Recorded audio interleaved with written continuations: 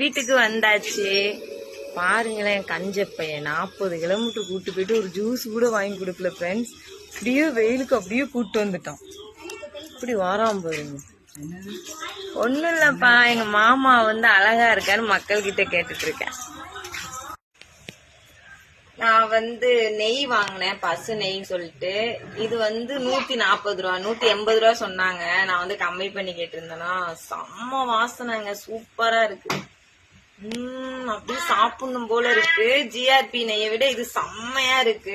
இனிமே போனா அவங்க கிட்டே வாங்கிக்கிறேன்னு சொல்லியிருக்கேன். அதுக்கப்புறம் வந்து மாங்காய் வாங்கினேன்னா, இது வந்து 10 ரூபாய். இது வாங்குறதுக்குள்ளதான் மாமா என்னை விட்டுட்டு ஓடி வந்துருச்சு. இங்க பாத்தீங்களா, மீன் வெட்டுறதுக்கு 100 ரூபாய் அந்த கத்தி. ஏன் வாங்கினேன் அப்படின்னா வந்து அங்க வந்து மீன் கிளீன் பண்ண போகணுமா, 1 கிலோவுக்கு 40 ரூபா கேக்குறாங்க, 2 கிலோவுக்கு 80 ரூபா ஆச்சு. நம்ம இந்த கத்தி 100 ரூபாய்க்கு வாங்கியாச்சா, 120 சொன்னாங்க, 20 ரூபா கம்மி பண்ணி வாங்கினேன். இத வச்சு நம்ம பெரிய மீன் வாங்கலாம், தலையெல்லாம் வெட்டுறதுக்கு தான் இது, கிளீன் பண்ணி ஈஸியா. மாமாட்ட கேட்கல, நானே வாங்கிட்டு வந்துட்டேன். மாமா தான் வண்டி எடுத்து ரொம்ப தூரத்துல போயிட்டேன். அப்புறம் என்ன மீன் வாங்கினேன்னு சொல்லி பாக்கலாமா, வீட்டுக்கு வந்து காட்டுறேன்னு சொல்லியிருந்தேன்ல, இங்க பாருங்க. இந்த மீன் பேர் என்னன்னா கிளி மீனா. கிளி மீன் சொன்ன வாய் பொழக்குது, செம்ம ஃப்ரெஷ்ஷா இருக்குங்க. இங்க பாருங்க, மீன் எப்பவுமே வாங்கும் போது வந்து இந்த இடம் வந்து ரெட்டா இருக்கணும். இப்ப இதுல கூட கலர் அடிக்கிறாங்க. சரி, இதை விட்டுருங்க.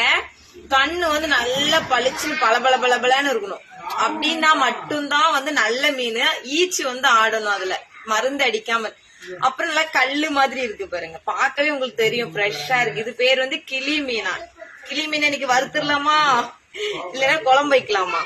அதுக்கப்புறம் வந்து கிளி மீன் வந்து ரேட் என்னன்னு பாத்தீங்கன்னா வந்து கிலோ வந்து 300 ரூபாய். சரிங்களா, இது வந்து வெலை மீன் சரிங்களா. இது வந்து வெலை மீன் குட்டியா இருந்துச்சு. இது வந்து 300 ரூபாய் தான். எனக்கு இதோட கொஞ்சம் பெருசா இருந்துச்சுன்னா 350. எனக்கு வந்து பார்த்து வாங்க முடியலன்னு செம்ம கூட்டம். தம்பி வேற கூட்டு போயிருந்தோமா, தள்ளி விட்டுருவாங்கன்னு சொல்லிட்டு நான் வந்து போன முன்னாடியே வாங்கிட்டு வந்துட்டேன். அதுக்கப்புறம் வந்து இந்த எறா வந்து, இப்ப எறா எவ்வளோ? 250. எறா வந்து 250. கொஞ்சம் பெருசா இருக்குது பாருங்க, பெருசா இருக்கு. 220. ஒழுங்க சொல்லுமா, இது வந்து 220. நான் இது ரேட் வந்து வாங்கும் போது நான் கவனிக்கல, மாமா என்னை ஏமாத்துது. 220 கிலோ வந்து 200 220 ஃப்ராட் பண்ணிட்டு எடுக்கு, பைத்தியம் அது, கோபத்துக்கு கிளப்பாத மாமா. அப்புறம் வந்து இது வாங்கிருக்கு, இது போய் கிளீன் பண்ணும். மாமாவும் இதை கிளீன் பண்ண வைக்க, நல்லா கிளீன் பண்ணட்டும். சரி, ஓகே பாய். நான் மீன் கிளீன் பண்ண எடுத்து காமிக்கிறேன். Okay bye.